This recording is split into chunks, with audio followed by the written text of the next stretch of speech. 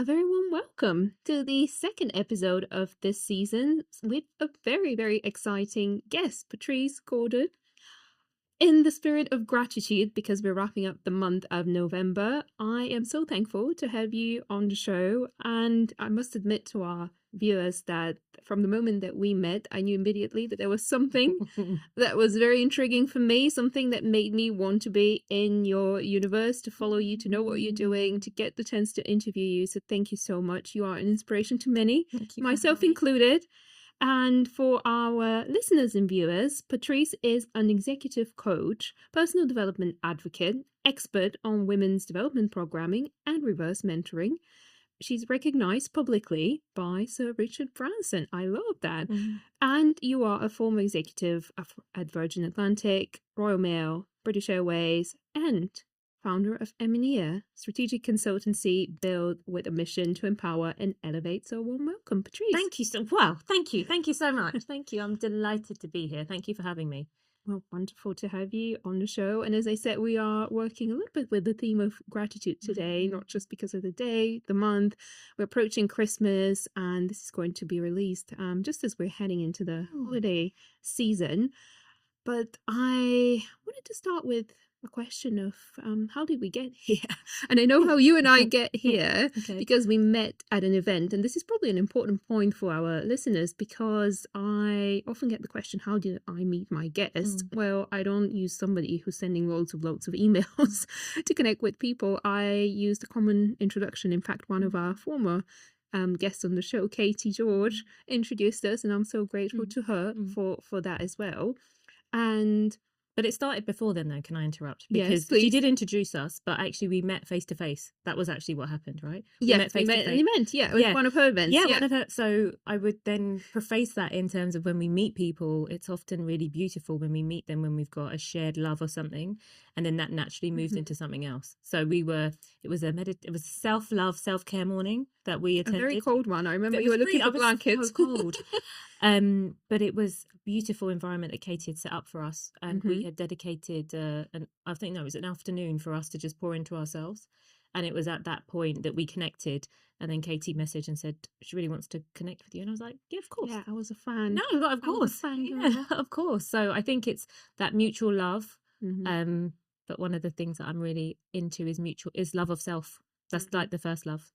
We can get to that later. But yeah, sorry, I just had to interrupt. No, please do. I love that, and I think our viewers will enjoy that a lot because this is genuinely how connections work, and I think that's true of business just as anything else. And this actually brings something to mind. I was looking at your page the other night, and you said 90% of your business comes from referrals. Yeah, absolutely. Yeah. How is that intentional, or actually maybe if we can dial back, how does one get the courage to step off the corporate ladder and find a business? I love that you're laughing every time I ask somebody that question. They're like, oh, if only I had known, I probably wouldn't have done it. No, yeah, if only I'd known, probably wouldn't have done it. If the Most High had said to me, this is how it's going to roll, I would have been like, I'm not really sure about this. So how does one start? I'll just give you a little bit backstory, very quick cliff notes. So I'm actually a chartered accountant. I worked with British Airways, Royal Mail, and PwC. That's where I trained, and then I went to Virgin Atlantic. So bread and butter in finance, in commercial finance, and then I switched to commercial in 2018. 8 years ago, I trained as an executive coach. And I really wanted to partner my really strong financial skill set with the softer side. So I was a manager at 25. I was finance director by the time I was 30.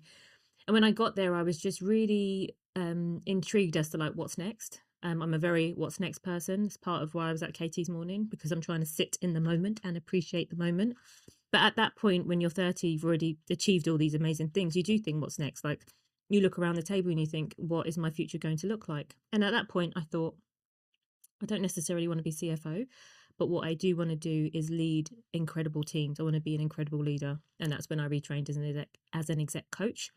I joined Virgin Atlantic. I took a step back in my career intentionally because I wanted to build this business in the background. So what was the step back? I was finance director at a FTSE listed business, 110,000 people, to head of commercial finance at a 10,000 person organization. with a significantly less revenue. So when you look at scale and impact, and obviously my salary reduced accordingly too. But what I was pursuing then was purpose, and finding myself and really thinking about the impact that I wanted to make in the world. And so when you run your own business, as you know, our definitions of success are very different now. Which is how much time do I have? Because time is the real thing, right? Time is the gift. Time is the real asset. It's not the money, it's the time. What does the money bring you? More time, right? Time is the thing that time is the luxury. Time is the luxury. Time is the thing that we're all chasing. And so for me, taking a step back and joining Virgin, doing something that I was really good at, but also giving me the time to study and do my coaching qualification, as well as to just enjoy life a little bit more, because it was very, very high stress. High pace. I wouldn't say it was a step back. I think it was a very thoughtful, deliberate step. I always like it's the little slowdown before accelerating. Absolutely, but to those who are awakened, that is correct. To those who are not, that would be what people would describe that as. This is step back. Well, maybe I'm pretty sure nobody who's watching this is not awakened. No, so. But we say we live life forwards, but we understand it backwards. So it was a definite strategy to that point. This point wasn't necessarily so. So we got to the point where I did lots of stuff in terms of inclusion within the organization on top of my day job. And then Richard Branson gave me a shout out for the work that I had done, which led to a TED Talk, which then led to the book, which led to someone offering to write a book, offering me representation as a book agent to say, actually, this would make a great book. You need to write a book proposal and do some research. Like, would you be up for it? I was like, yeah, okay, fine. Which then led to me writing the book, researching for the book, building up my consultancy part-time and working part-time, all in the middle of the pandemic in 2020 to 2021. The book finished. And then I had to make a decision. Do I explore what this wonderful new world of being an author would look like? Or do I continue in my job, which I was really good at and I really did enjoy? And obviously, I'm an executive coach, and a lot of the work that I do with my people is really understanding why there is a fear of the unknown and really stepping into the unknown. And I often, I really try to take my own medicine.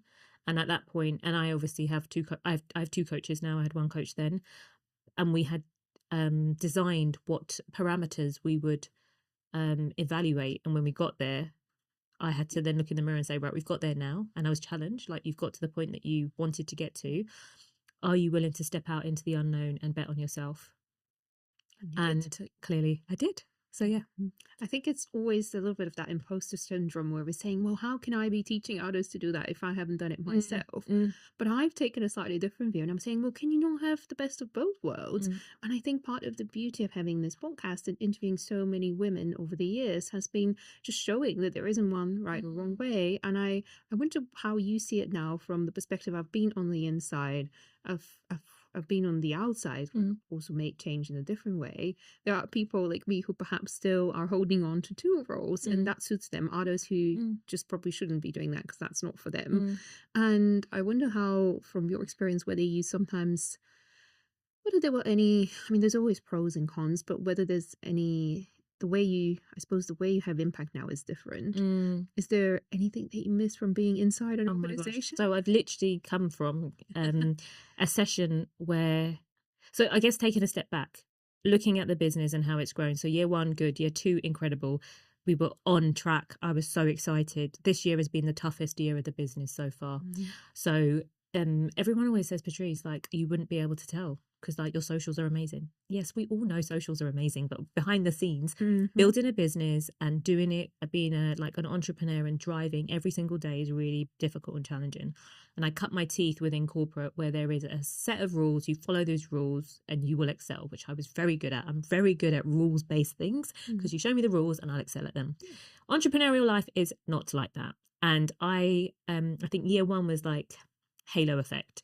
Year 2 was like, okay, we're in the rhythm and we've still got that energy. Year 3, given everything that's happening in the world, and I really, in order for the work that I do to be impactful, what I really need is leadership, time and attention. genuine leadership time and attention. And so in all organizations everywhere, leadership time and attention is very fragmented at the moment, and there are just some higher world order geopolitics that are going on, which is really making it challenging for me to have that attention. So not that people aren't interested, but the capacity to be able to deliver the programs in the way that we need to deliver them to drive real change has been really challenging. In addition to like the bottom line impact and us working through, I've done some incredible programs with HSBC, Accenture and Henley Business School for me to really look at my business model to say, this is not just a nice to have, this has real bottom line impact. And actually, if you're able to just step out of the immediacy of now and being reactive, we can help you be proactive and manage and stem how you lead a workforce of the future in the best way. That's the preface, because actually this year's been so tough. And so I've been looking in my toolkit, in my box, and I've been thinking, right, okay, what are we going to do, Patrice? I definitely don't want to be the person that drinks my own sauce. So I have a couple of coaches and people around me and an extensive network where I am very open to challenge and feedback, which means actually if we think that this might not be what the world needs right now, do we take a pause on it and do we focus on something else? Not giving up, but acknowledging that the product is exceptional, the feedback is exceptional, but the environment in which it needs to operate may just not be ready for it right now. So that's personally what we've been going through this year in building that that resilience, but also stress testing and having those conversations.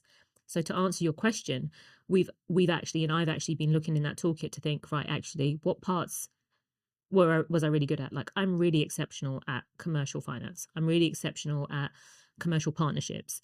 In this space right now, in the world that we sit in, those are skill sets that people really want and desire.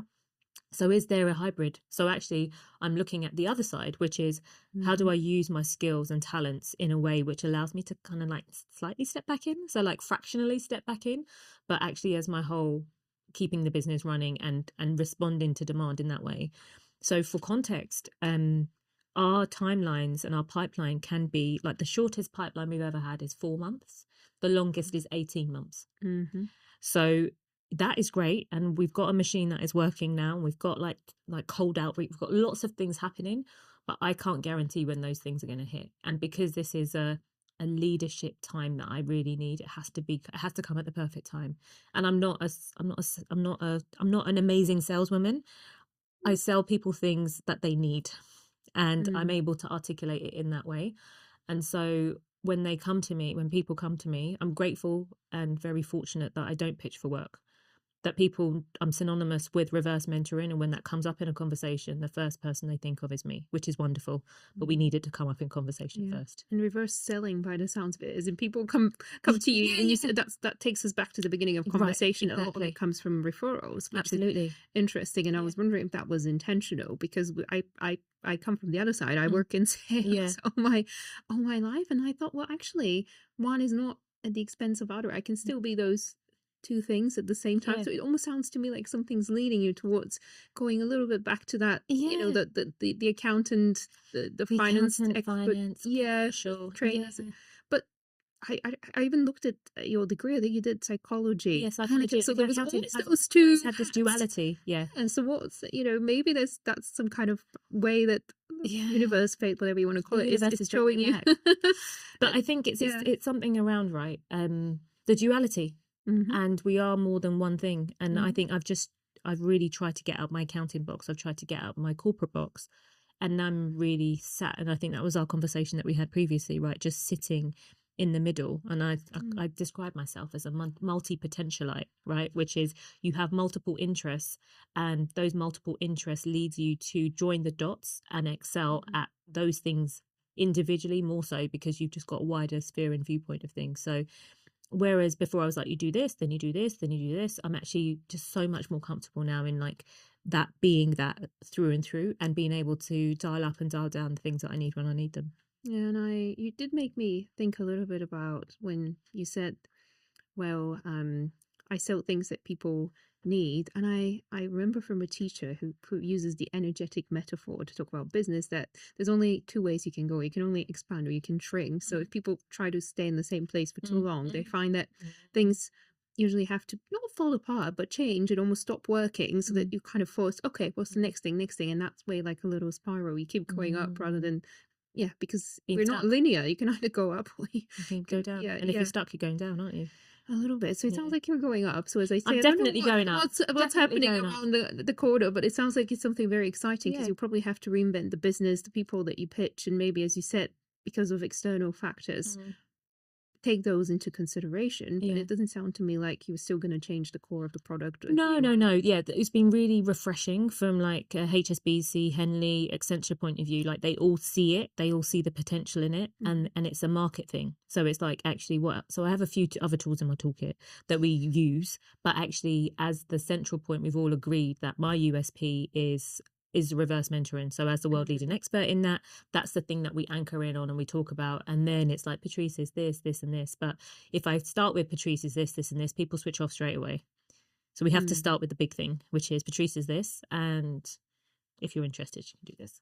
Yes, that's Yeah. definitely the first thing that comes up. Yeah. I can confirm whenever Yeah. I. When you Google, And I love that you say the words because it's true. You are, and uh, I always encourage people and clients to say, You are. Who's yeah. going to argue? How are they going to prove that you are Well, not?" the thing is, I always used to say to my friends, like, what is an expert? What is an expert Yeah. anyway? And like, and I say that flippantly because in this world that we're in, that like showing my age, but when I was doing my like GCSEs and A levels, there wasn't really active internet. It was still AOL dial up.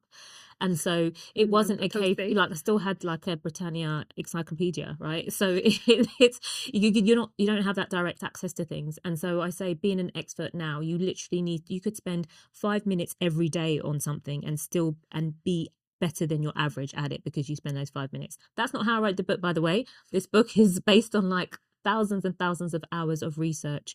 But the reason that I say that I'm the world leading expert is because, and please test this using all of your LLM models, but if you put this into who is the world leading expert in reverse mentoring, Chat, Claude, Gemini will all say me. And so that's why I've claimed the title.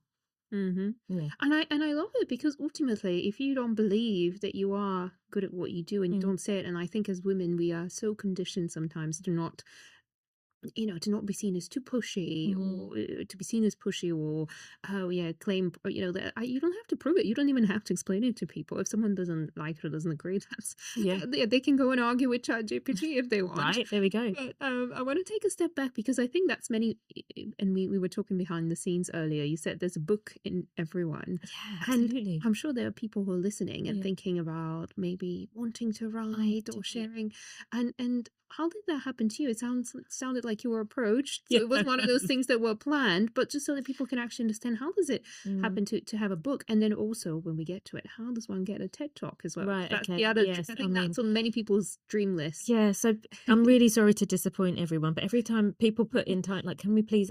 I haven't, I haven't got the answer for that because I was approached by both. So real transparency. Mm. So for the TED talk, let's start with that. For the TED talk, I was approached by the TED team to do a TED talk at home in the middle of the pandemic. And that doesn't happen often. For someone who had a very limited, I think I probably had about 5,000 people following me on LinkedIn at that point, a zero Instagram presence. But they were so intrigued by the concept and the fact that Richard Branson was advocating for it Mm. that they pursued and asked me to participate in it. So that's not your typical way. The second TED talk I did, I knew the organizer and then I had to write a pitch for it. It was TEDx Shoreditch and it was a women's edition and that was in November 2023. And again, that was a submission and then part of the overall panel. So there are TEDs everywhere. And it's really around you finding the organizer and the theme, because usually the TEDs have a theme. So just making sure you're aware of all the different themes and be willing to travel far and wide in order to participate in them. Yeah. But the book, when people ask me, I'm like, okay, because everyone has a book in them. And the way that I advise to do it is you need to do a book proposal. So what is the book and why do you want to write it is important because that's really personal. All these words that come from our heart. But who is the audience? Who are the people that you would associate in this field, like other authors that would write something similar to you? So what genre are you going after? Mine was a business book, so it's pretty straightforward, business and management, and it was a how-to guide based on my experience but other people's experience, so it's quite easy to pitch.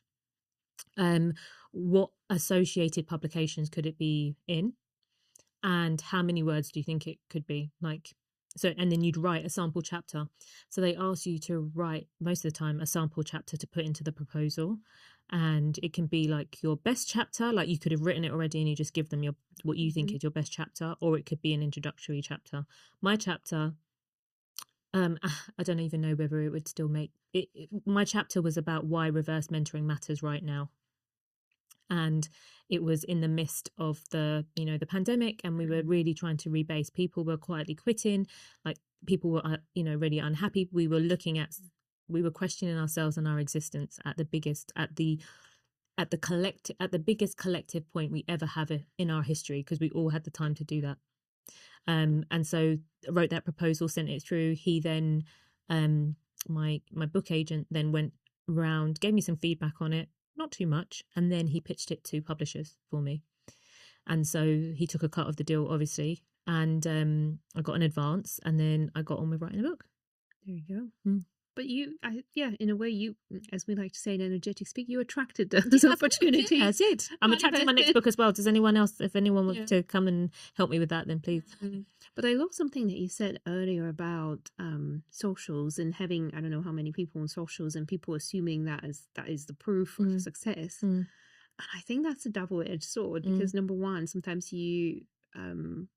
we place too much importance on that and almost feel worthless if we don't have 1 million followers and compare ourselves with trying to get there. And then many people forget that actually just that on its own doesn't mean anything, and it doesn't translate into money, does it? No, absolutely not. I've got 10,000. I'm trying to convert everything into money. It's not what I have learned is it's about community, and it's about connection.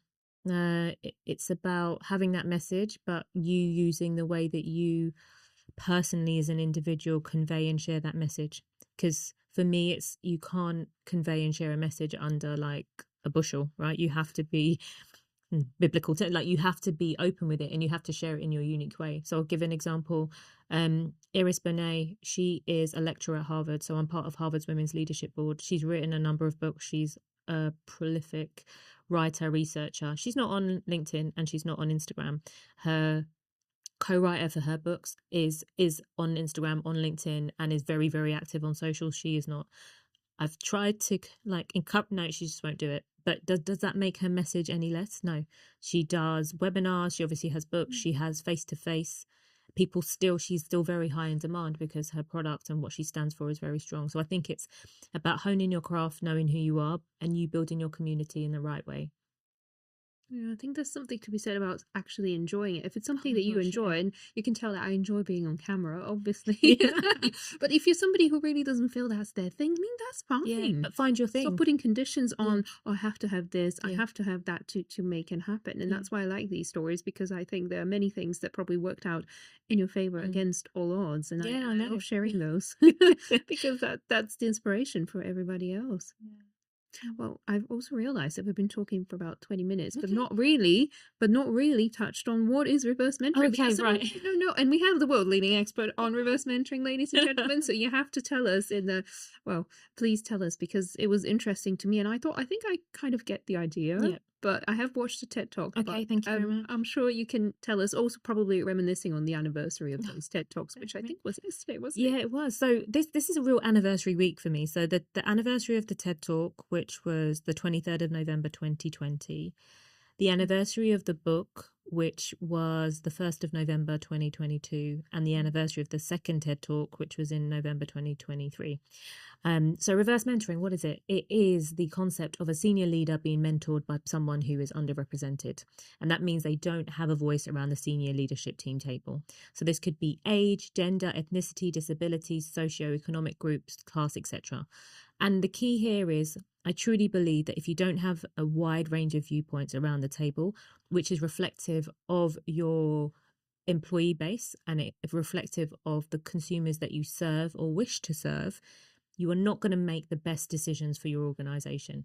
Yeah, because you're seeing it. It's, everybody's agreeing, like you're all drinking from the same pot. You are not being challenged effectively, likely, because there's groupthink. Because you've got the same environment, you've had the similar upbringing. You know, you have the same energy. You need people with different energies to drive different decisions and more profitable decisions. So if you're like an all-female team, you need it would be great to have a male perspective on things. Like, it doesn't mean it's like all men versus, everyone says like, is it because there's men around? Yeah, statistically there are more men around senior leadership team tables. That's a fact. It's not an action against men. It is a part of equity, and how do we drive better business decisions, and how do we drive the bottom line. But also, yeah, we want to be sustainable for the future, and that involves making decisions which are better for everybody.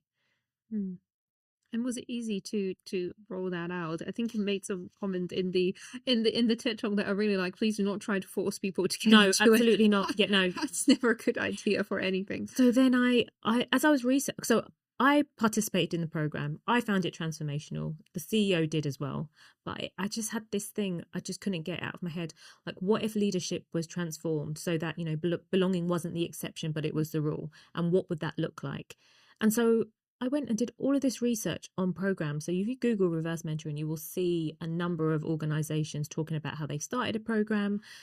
There's less evidence of people talking about how the program finished and what they actually did as a result of that program. So part of my desktop research was reaching out to those organizations, reaching out to the individuals that had participated in the program, obviously looking at academic research, but piecing that all together and really trying to find the trends behind why programs succeeded or why they failed. And to be honest, this was before ChatGPT. So if I had the LLMs, it would have been brilliant, because I would have chucked all this information in there and it would have given me the things. But I actually had to do this like using my mind and researching and reading, having conversations with people, which is fascinating because majority of them couldn't disclose the organizations or where they'd worked.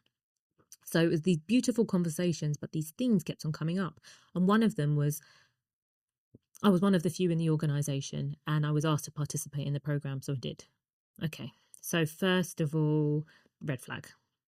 Because if you're asked by a senior leader or a HR person to participate in the program, then it's really going to look, is your one hand, if you say yes, then wonderful. But then actually there's a real deep expectation on you. If you say no, then you also kind of like do not want to help the organization to succeed. Like, you don't want to do that. You want to encourage people to participate. And the way you encourage people is by saying, I think you'd be great for this program, and these are the outcomes and the objectives that we have for it.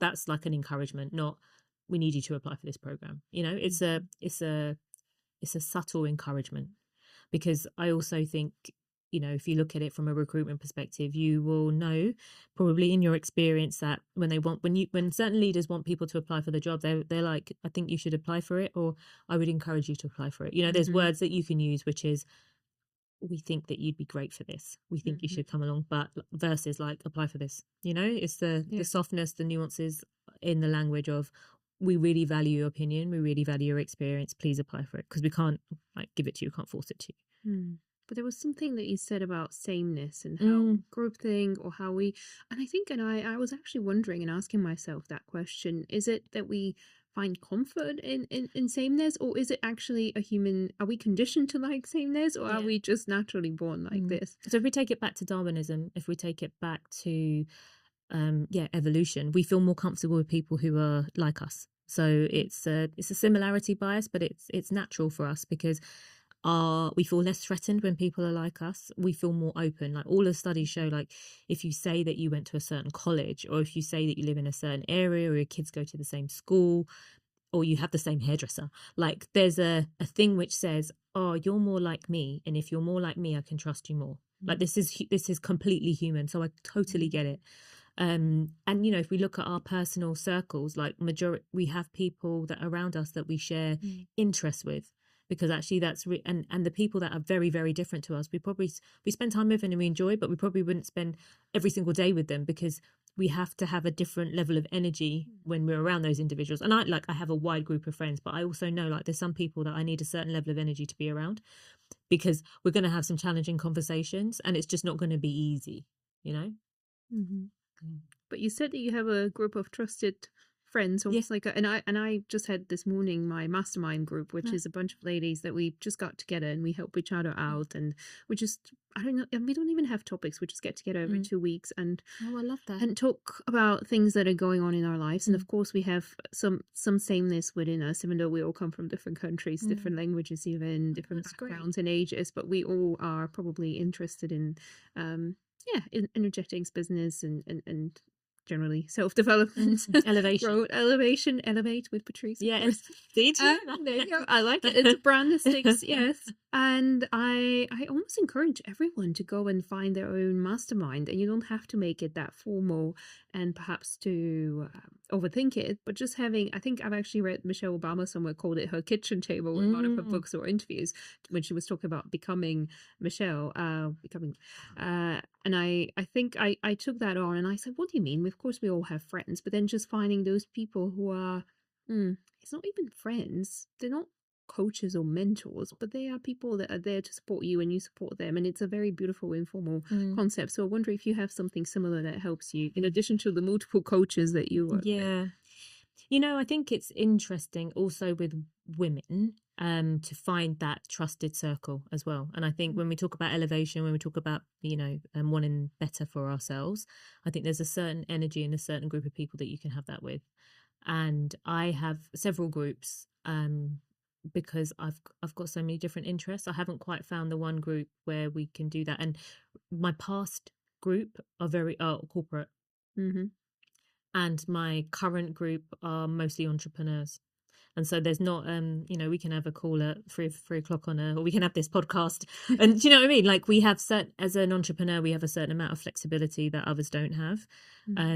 But then it's also reminding of the structure that we come from. So I don't have one group per se, but I have several.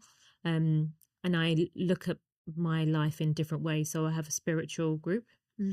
So I'm a Christian, and that's the first and foremost and the basis of everything that I do and who I am.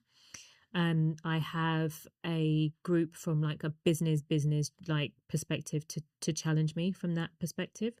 And then I have a creative group as well. And it's not just women. So I've included men in this as well. So I do the reverse mentoring. Don't just surround yourselves with an echo chamber. Yeah. And so I must say in the past few years, I've got a few trusted male allies and supporters in the sphere as well. Because I think, we can drink our own sauce quite a lot. And I think it's about, when we're trying to impact societies and culture, and we need that male perspective, because I will do it I've been working on stepping out of the masculine and into the feminine more and more. I think we all have. After a couple of years in corporate, we all need to go on a crash course of how to be a woman, how to be again. How to think in that and relish in it and love it and not be it and do it and be it unapologetically. It's not only in corporate. I think it's throughout my life anyway. Since I was 9, I was probably had to carry or felt I needed to carry quite like heavy things. And so the past few years have been my happiest because I've just been working to really let that go and sit in that divine femininity. And what does that mean? But I have incredible people around me that are divinely masculine to help me balance that out as well. So I would say, I have a few groups. I haven't found like the one group yet. And I think just by the nature of who I am, which can sometimes be a bit of a lone wolf, is that I need to be able to retreat and I need to be able to enter in and out as and when. So like really big groups of like particularly women don't fill me with joy. No, being honest, like I as in like I'm laughing because I'm thinking this is the sameness. We didn't know. Oh, is this the same as you as well? Okay. Well, it's not women in particular, it's just big groups of people. And I've talked about this on the previous episode, which was actually my story, how I've always had this two opposite sides. The part of me, and again, I explain it with human design, but you can use whatever framework you want to use. There's a part of me that is very outward facing and going, and that's just kind of coded in me, and I get energy out of being around other people. But then if I don't get the equal number of offsetting days when I just sit on my own and close the door, and even my partner's not allowed to come into the room, I just don't feel good. And it was COVID when I actually discovered this, because we stopped doing things and I was on my own, and I realized how much I love being on my own, to the surprise of myself and everybody else around me. My close friends know, and my family know, that when I come back from a business trip or if I've had a really busy week, like I need decompression time, we call it, like time out. Don't call me. If you call me, I won't pick up the phone. Like I just literally need a few days to myself. And when I'm with people, like I love it, but then I also just need the recharge time. So yeah, exactly the same as you. What charges you up? Oh my God. Exercise charges me up. I've seen this on Instagram. I was like, unless she's changing the outfits and filming all the time, she's at the gym a lot. I'm at the gym a lot, like 4 times a week. I love it. I love the like the one thing that we are in control of, or that I've discovered, and this has become since COVID, the only thing I was in control of is my mindset and my body. Like those are the two things. The world can be crazy, but we can control that. And so the exercise thing really helps me to frame my mind at the start of the day. And I love to eat as well. So that's the second. I love to eat and I don't like to be looking at calories. And so part of that is actually, how do I start my day by knowing that I've like got the deficit in, and then I can just do what I want to do. But also as we get older, especially as women, we need to focus on like our bone density being strong and making sure that we look after, like I say, like mind, body and spirit. And so that's what charges me up. I absolutely love sunshine. So this time of year is really tough for me.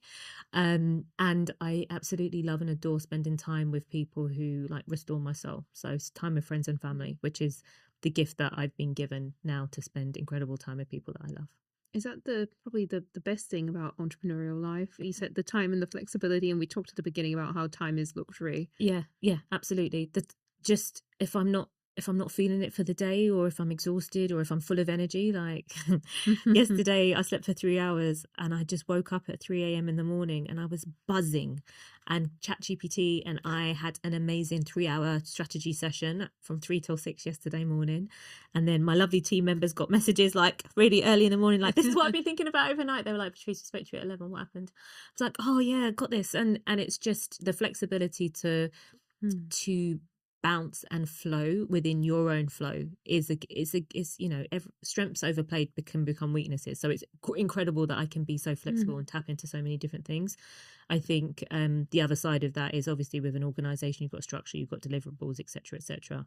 And that's the part that I sometimes play with, because we're in a corporate, you know what the outcome's going to be, you know the end of the year, you can see it's a well-oiled machine.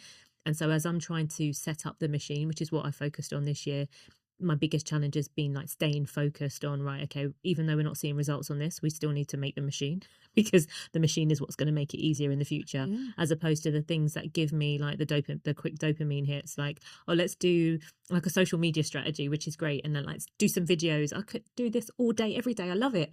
But then after 3 months, I'll be like, okay, what does that mean? And what's happened to the machine? Because I haven't focused on the machine.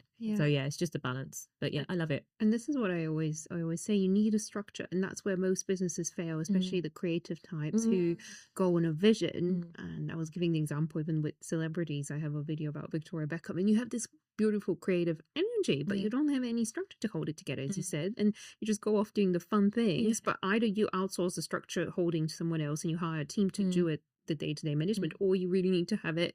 And again, when I say outsource thoughtfully, not just like, oh, I just want to get rid of it and someone else take care of it. But I've see it, this is the way, and now someone else can execute on my behalf. So it sounds like coming from corporate, that wasn't an issue for you, but I'm sure it is for some of your clients. It is. And I spend like 1 day a month I dedicate to our Soho House and Soho Works community. So I do mentoring and coaching for our creative community once a month.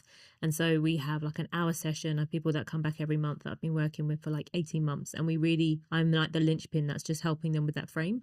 Because also a lot of creatives have been in maybe creative agencies and they come out and do it themselves. And actually that's a real, like a creative coming out of a creative agency is really tough, because you may not have, the corporate background has never been there, because it's always been with someone else on the team. So that muscle's never been built. So they wouldn't even know to outsource it. They wouldn't even know what they're outsourcing. So it's just helping people to work through that thought process, giving them a little bit of a structure, not too much because they run away, just a little bit, some frameworks, I like to say, and then allow them to really step into that and shape it in the way that you want. And then sometimes, like all of us, if we don't want to follow that path, then something goes wrong and they're like, okay, really, maybe I should do that now. But it's given, that unconditional positive regard as we have as coaches, and helping people to the point at which they want to be helped and supported. And how do you pick your own coaches? Oh, do you know what? It's so, because okay, tell you secret. Mentors. I'll tell you a secret. Like in coaching, what we're taught is that it doesn't matter who the coach is. They don't have to have the same experiences and background as you, because if they are trained, then you should be able to, they will ask you the same question. And it's not about the coach, it's about you. It's about the questions they ask you, and it's about how you can like open up yourself to get to the answers within yourself. Okay. That is what they tell you. My truth is, I'm not saying it's the truth, I'm saying it's my truth, is that energy is really important to me. Okay. Preaching to the Energy converted. is really important to me, and I was talking about this today with my team in regards to, you could have like pitch perfect, same CV, exactly the same, but if I meet you and our energy is not magnetizing towards each other, then it's a no for me. If I see you operating, I like to see people in their environment. I like to see them like, yeah, on socials, but like seeing what their energy looks like. But I like to meet them as well to see like, actually, is that someone that I could get on with? I want my coach to be someone that I would actually go for a meal with afterwards. I don't want it to be so clinical. Okay, maybe if I wanted a psychiatrist, then I'd want like, but you know, like as a coach or as a mentor, likability is really important to me. So on the complete opposite side of what I was saying to you before in regards to reverse mentoring and finding difference, I don't want difference with my coach necessarily. There is in general with my coaches, I want them to have trodden a path similar to me to get me to understand me. And I feel like that energy makes me feel safer. So it's about safety for me, like with this psychological safety. Bit of sameness. Yeah, a bit of sameness, but it's psychological safety. People feel psychologically safe with people who are more similar to them, because it's like I said, the guard comes down. However, there are some parts of my business which I'm not amazing at. So sales is not one of my strong points. And therefore, finding someone who's similar to me in that space is not going to be helpful for me. So I have a sales coach who makes me feel very uncomfortable. Okay. And we know that on the edge of our comfort zone is growth. And so you have to have a deep level of self-awareness to know and recognize where you may actually be picking the coaches because they are similar to you and they make you feel really comfortable. But actually they're not stretching you and pushing you because you really like each other. And it's not as, you know, in coaching, you've got non-directive and directive, and it's not as stretching as it could be because you're just very comfortable in that space. And actually, maybe you just want to tick off a box to say, I've got a coach, and like, yeah, we're moving along nicely. But actually, if you really want to excel and push yourself, like for me, my thing is my Achilles heel is sales, like that uncomfortability, which is why when you started with the referrals piece, that's part of the stuff that my coach has been working with me on. Maybe it was part of your it was a weakness because now you're working on it, and that's just, you know, we all have our strengths and weaknesses and things that come naturally and other things that we just outsource, and we don't have to be doing everything and anything, which is I think that the challenge. I don't know if it was you or someone else commenting today that as entrepreneurs you always assume that you have to be doing everything yourself, and that's just crazy. Yeah, it is. But I think that it is helpful. So some things I have tried to outsource and it has gone spectacularly wrong. And so I would say 3 years in now, I have a much better gauge in terms of the questions to ask and what my expectations are with people that I hire to do things. I think what is really challenging in our world as an entrepreneur is that when people say they're going to do things, they may not necessarily do it in the way and the standard that we expect, even if they've done it amazingly for someone else. Someone else's standards, your standards are different. In corporate, it's very much easier to manage people because there's a job description, there's a role profile, you know exactly what you need to do. I found anyway, that was my difference. But in the entrepreneurial side, I found it really difficult to find people that deliver on what they say they're going to deliver on, in my viewpoint and experience, because the level at which I worked at, I've worked for the UK's best brands. And so the people that are in those organizations are incredible. And so coming out and work, that's been a really big challenge for me. I've spent invested a lot of money on things that didn't quite work. Oh, well, that's how we learn, I guess. And so are you going off energy now? Is that one of the criteria? It is for me. Yeah, it is a criteria, but I start off being people, I even did this at work. So people, once they get to know me, realize actually what a softie I really am. But on the whole, I start off, I'm firm but fair. And I think with business, that's the way that I work, especially when this is now my money, right? My money, and most importantly, my reputation, which I cannot get back if I lose it. So it's, first of all, it's hard and fast facts. And it's like actually delivery and give me some examples of, and then we work through, right, actually, could I, like, that's the first hurdle. And then it's like, actually, could we vibe together? Could I have lunch, dinner with you? Like, as part of my team, we need to be able to get on. I don't want people who aren't and it's about emotion, right? Because if people aren't emotionally attached to you or to each other or as a team, when we're building a business, we need to have a sense of belonging. What is going to bring belonging? People who actually really care that you have got great energy with, that feel safe to challenge you, that you feel safe being challenged by, and you recognize that the end goal is for us to make this business the best in the world. Yeah, I have a feeling you probably picked me off based on energy because that's why when we met at that event, I knew immediately that we were gonna get along. But look, we're almost at the end of the episode, and Already. and as I said, we both love to talk, and we get to go on Talk for forever. hours. But I always like to ask a question Mm. at the end, which is, what's ahead for you? Have you ever Mhm. been tempted to maybe go back to corporate? It- Where do you hope that mhm. this year leads you? What's the ideal outcome? I guess because you're experimenting with a few things Yes. now. What's The what are close your of the first year or thoughts? the start of the year? Like, so we're closing out, or we're saying what's going to happen in the future? Well, I think what you would like to What would I happen. like to have? Well, Yeah. Where do you well, see where the do I start? vision 2026 or whatever it 2026. is? I'm actually doing that this. Much I'm beyond. actually doing that this weekend. Yeah, there you go. So I would say that, am I tempted to go back into corporate? I have been, and being transparent, I was interviewing and having conversations to go back in the summer, Yeah. and I decided that I would like to keep my toes in from a fractional perspective. Mm. So this is, I'm manifesting this to happen for an incredible organization. And the reason behind that is I miss having really big teams, and I miss having the impact on like larger big, I've dealt with some really big things, and I'm missing that part of me. But I also I love what I do. I am absolutely in my purpose. I know every day when I wake up, I'm doing God's work and I'm doing what I'm called to do. So this is something that remains true to me. And literally every day, every week, I'm checking, like, am I still doing the thing that you want me to do? Because this whole path is for me to use my gifts and live out the way that He intends me to live out. And so for 2026, actually one of the things that I have to focus on is surrendering more, because I'm a bit of a control freak. And in this world of entrepreneurialism, that's really hard to maintain, and it really gives you anxiety. The surrender, but most importantly, like living and embracing and enjoying the chapter that I'm in without stressing about the future chapters to come. Yeah. Because the gift is in the moment, the gift is in the time. And whilst I preach it, I don't practice it as much as I should do. So my intention for 2026 is to live in that moment, enjoy it more, because like this life is pretty incredible, and I really want to look back at this time and remember the amazing moments, and know that I was very present for them, and I wasn't like thinking about the future too much, but I was very much rooted in the now. Wonderful. Well, as they say, tomorrow never comes. It's always today. It's always about today. But I think that's probably the best place to end it on, because I think you've summarized it quite well, that you can make all the business plans that you want, and you can have logic, and you can make schedules. But ultimately, So good at that. if your energy is not in the right place, if you're not feeling it, if you're not having fun with whatever it is that you're doing, and as you said, if you're not feeling like you're serving a purpose, and you certainly seem to have found your calling and your mission, then what's the point of it all? So thank you very much for reminding everyone who was listening how important that is. I'll put more information in the links in the show notes so that you can find out how to connect with Patrice, maybe get a copy of her book. And thank you very much for listening. We'll have a very exciting guest next week. This is the last episode for the year, but there's a few exciting events that are coming up in January in London. Again, you can find more information in the links below.